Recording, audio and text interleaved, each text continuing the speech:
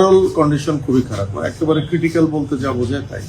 ওনার ব্যাপারে আমরা কোনো আশার কথা বলবো না। আমরা যখন অপারেশন করার জন্য প্ল্যান করতেছি তখন ওনার ভাই, উনি বুলেট বুঝতে সময় ওনার সাথে ছিলেন, উনি কিন্তু বলছিলেন যে বেঁচে নাই, তারপর আপনারা করেন।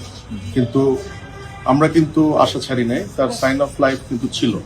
এবং অপারেশনের ভেতরেও কিন্তু আমাদের অ্যানেস্থেশিয়ার স্যাররা যারা ছিলেন ওনারা কিন্তু বলছেন যে পেশেন্টের এফোর্ট আছে। এফোর্ট মানে নিজস্ব শ্বাস প্রশ্বাসের যে শক্তি যেটা।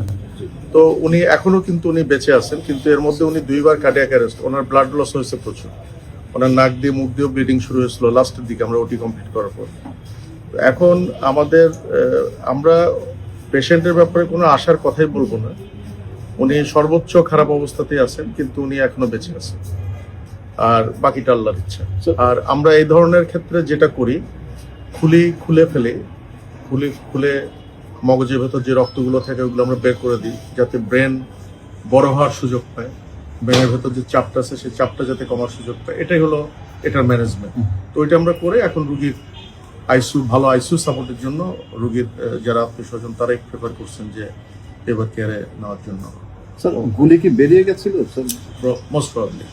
মানে আমরা এত হারিনেসের মধ্যে, কারণ বুলেট যদি ভেতরে থেকেও যায়, ধরে নিলাম যে বুলেট ভেতরে মগজের ভেতরে আছে, ওটা একদম মগজের সেন্টার পয়েন্ট, ওখানে অ্যাপ্রোচ করার কোনো প্রয়োজন নাই, ওটা করাও হয় না। মানে বুলেটটা বের হয়ে গেছে, কারণ বুলেট একদিক দিয়ে ছিদ্র হয়ে আরেক দিক দিয়ে হাড্ডি ভেঙে বের হয়ে গেছে, সুতরাং ওটা বুলেটই বের হয়ে গেছে আমরা ধরে নিতে পারি। কিন্তু বুলেটের কিছু ফ্র্যাগমেন্ট ব্রেনের ভেতর থেকে গেছে, সেটা আমরা যখন অপারেশন করছি কিছু ফ্র্যাগমেন্ট আমরা পেয়েছি, ওগুলো আমরা সংরক্ষণ করছি, খুব ছোট ছোট ফ্র্যাগমেন্ট।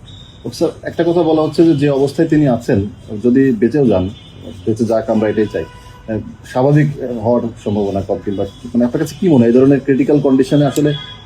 এই ধরনের পেশেন্টদের ক্ষেত্রে আমাদের একটা প্রেডিকশন আছে, কিন্তু এই প্রেডিকশন আমরা কখনোই ডিসক্লোজ করি না।